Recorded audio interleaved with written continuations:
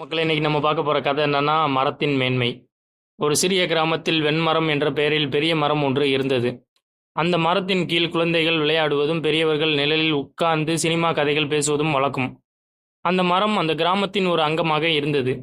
மரத்துடன் அனைவரும் ஒரு பாசம் இருந்தது.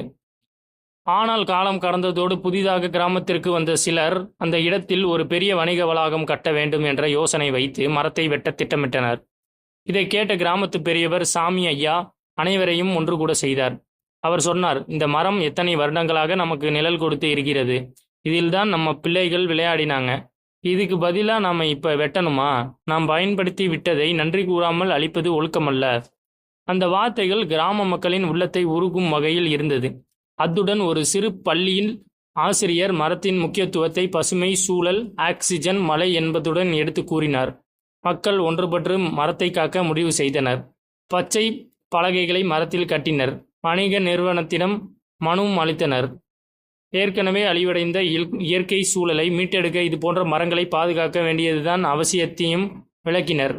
முடிவில் அந்த வணிக நிறுவனம் திட்டத்தை மாற்றிக்கொண்டு மரத்தை வெட்டும் யோசனையை ரத்து செய்தது. கிராம மக்கள் பெருமை அடைந்தனர். மரத்தின் கீழ் மீண்டும் குழந்தைகள் விளையாடத் தொடங்கினர். சாமி ஐயா மெல்ல ஒரு சிரிப்புடன், இதைப்போல நமக்கு மற்ற உயிர்களும் இடையே உள்ள பாசத்தை நாம் காக்க வேண்டும் என்றார். பாடம்: நாம் பயன்படுத்தும் இயற்கை வளங்களை நன்றியோடு பாதுகாப்பது ஒரு நல்ல ஒழுக்கத்தின் அடையாளம். மரங்களை வெட்டுவதற்கு பதிலாக அவற்றை வளர்க்கும் பணியில் ஈடுபடுவோம். இயற்கையை காப்பதும் நம் எதிர்காலத்தை காப்பது நல்லது. பிடிச்சிருந்தா லைக் பண்ணுங்கள், ஷேர் பண்ணுங்கள், சப்ஸ்கிரைப் பண்ணுங்கள்.